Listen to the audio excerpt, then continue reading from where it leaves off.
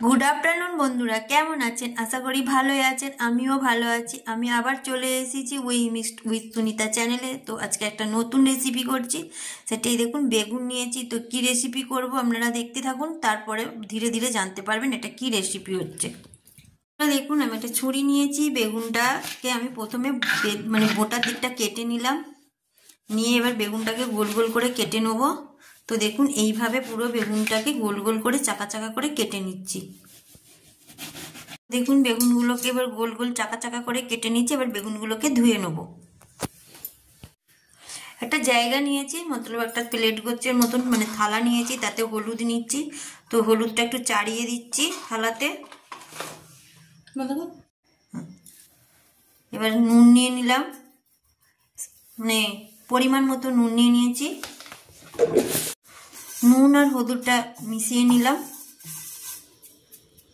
তো এইভাবে হলুদ আর নুন মিশিয়ে নেওয়ার পর বেগুনগুলোকে এই ধরন করে মাখিয়ে নেবো নুন হলুদ। তো এই দেখুন কিভাবে মাখাচ্ছি।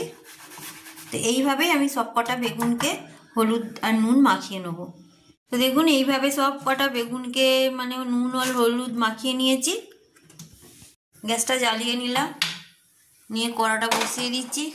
তো কড়াই একটু আগে থাকতে তেল দেওয়া ছিল, আর একটু তেল দেবো। তখন কড়াটা গরম হতে দিয়েছি। তারপরে এই যে দই, এবার দই নেবো। তো যতটা বেগুন নেবো সেই অনুযায়ীতেই আমি দই নেবো। তো আমার যতটা বেগুন আছে সেই হিসাবে আমি দই নিচ্ছি। দেখুন, এবার দইয়ে তো নুন দিচ্ছি পরিমাণ অনুযায়ী, চিনিও দিচ্ছি স্বাদ অনুযায়ী। যে যেইভাবে মিষ্টি খাবেন সেই হিসেবে চিনি দেবেন। এবার টক দই ছিল, টক দইয়ের ওপরে নুন আর চিনি দিয়ে ভালোভাবে এটাকে ফেটিয়ে নেবো। তো দেখুন, এইভাবে ফেটিয়ে নেওয়া হচ্ছে এটাকে। একদম মানে দানা দানা থাকবে না, মানে যতটা চিনিটা যতক্ষণ না গুলছে ততক্ষণ আমরা দইটাকে ফেটিয়ে যাব। এদিকে কড়া গরম হয়ে গেছে, আমরা এবার তেল দিচ্ছি।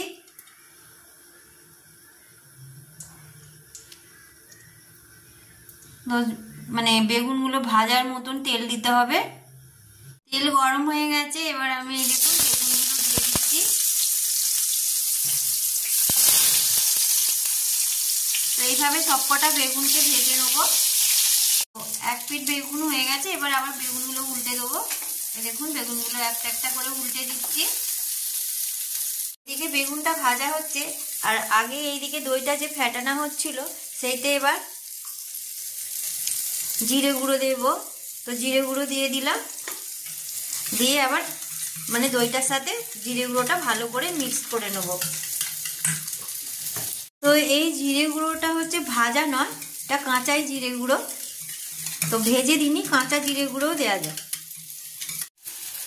এবার বেগুনগুলো ভাজা হয়ে গেছে, এবার একটা একটা করে নামিয়ে নেবো। তো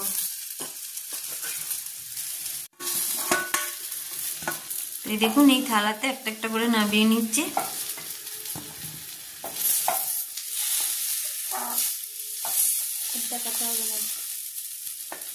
তো এইভাবে বাকি আরো বেগুন আছে, এই দেখুন ওই বেগুনগুলো ভেজে নেব। দেখুন, সব কটা বেগুন ভাজা হয়ে গেছে। এবার আবার কড়া বসানো হয়েছে, কড়াতে আবার তেল দেওয়া হচ্ছে।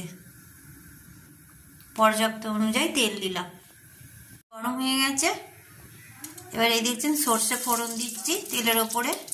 তো সর্ষেগুলো একটু ফুটবে। তো এই দেখুন সর্ষেগুলো কিরকম ফুটছে দেখতে পেয়েছেন, একদম গরম তেলে দিতে হবে। শুকনো লঙ্কা দিয়ে দিলাম, দেখুন দুটো শুকনো লঙ্কা, তার উপর কড়ি পাতা দিয়ে দিলাম। দেখুন কড়ি পাতা দিয়ে এবার নেড়ে নেবো। তো একটু আওয়াজ হচ্ছে চড়বা চড়বা, নেড়ে নিলাম। ফোড়নটা ভাজা হয়ে গেছে। তো এবার গ্যাসটাকে অফ করে দেওয়া হচ্ছে। তো গ্যাসটা অফ করে দিলাম। তো এখানে যে দইটা ফেটানো আছে তার উপরে দেখতে পাচ্ছেন এই ফোড়নটা এবার দিয়ে দেওয়া হচ্ছে। এই দেখুন, তার উপরে ফোড়নটা দিয়ে দেওয়া হলো। এবার দই আর ফোড়নটাকে ভালোভাবে এর সাথে মিক্সড করে নেওয়া হবে। তো দেখুন ভালোভাবে মিক্সড করে নিচ্ছি, ভাবে সাজিয়ে নিচ্ছে। আর একটু বড় জায়গা হলে একটু ভালো হতো, তো আমি ছোট জায়গাতে রেখেছি, তো ওপরে ওপরে ওই জন্য বেগুনগুলো সাজিয়ে নিয়েছি। নিয়ে এবার আস্তে আস্তে যেই দইটাতে ফোড়ন দিয়ে মিক্সড করা হলো ওই দইটা এবার আস্তে আস্তে ঢেলে দেয়া হচ্ছে।